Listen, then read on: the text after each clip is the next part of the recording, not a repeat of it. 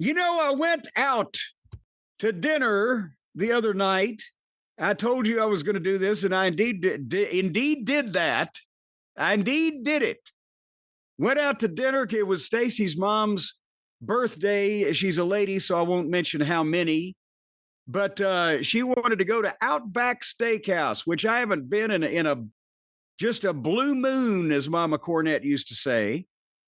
And I'll tell you, when we were traveling, if I was by myself, I wouldn't go to the trouble of sitting down somewhere and eating and expending that much time. And, I could be in my underwear. But if Stace was with me, we would always, on a long trip, we'd find an exit with a Hilton property and an Outback Steakhouse.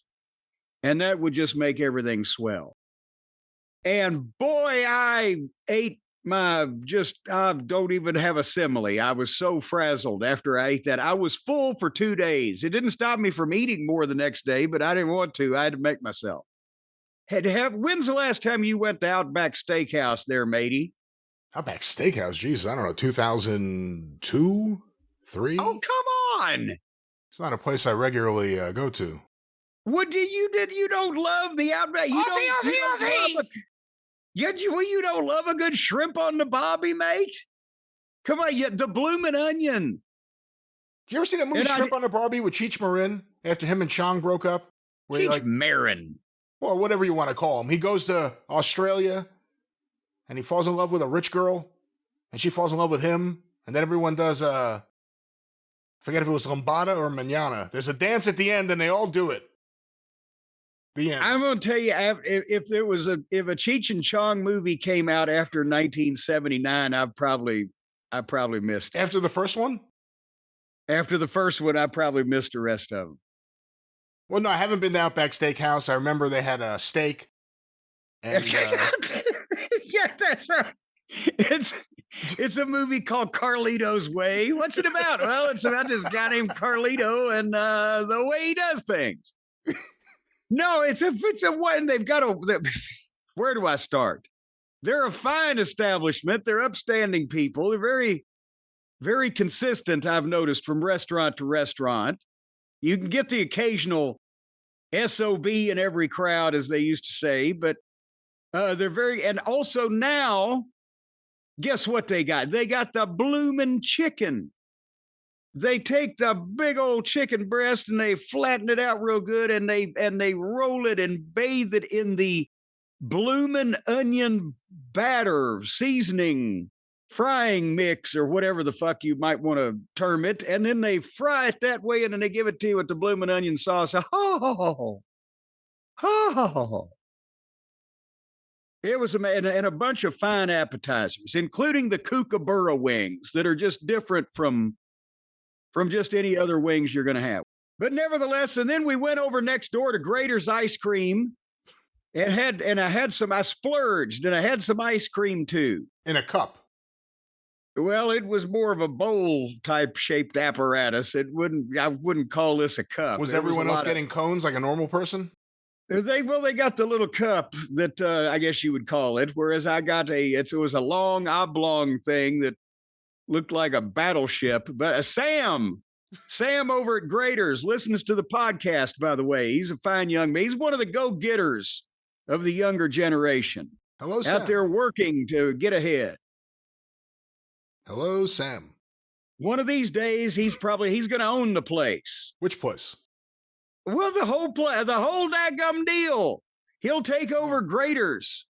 And he'll own the store. He'll own the plant where they manufacture the ice cream. He'll own the cows that make the milk. He'll own the goddamn strawberry trees where they grow the strawberries and the sprinkle trees. He'll own, are they bushes?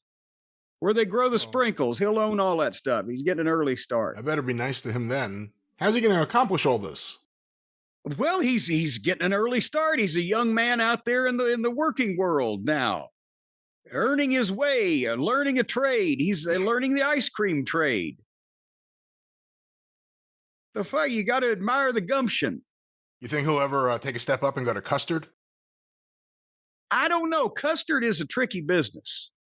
It's about the eggs. Because some people, and see, that's the thing. They shouldn't have named it custard, to be honest with you, because If you just ask anybody walking down the street, hey, you want some ice cream?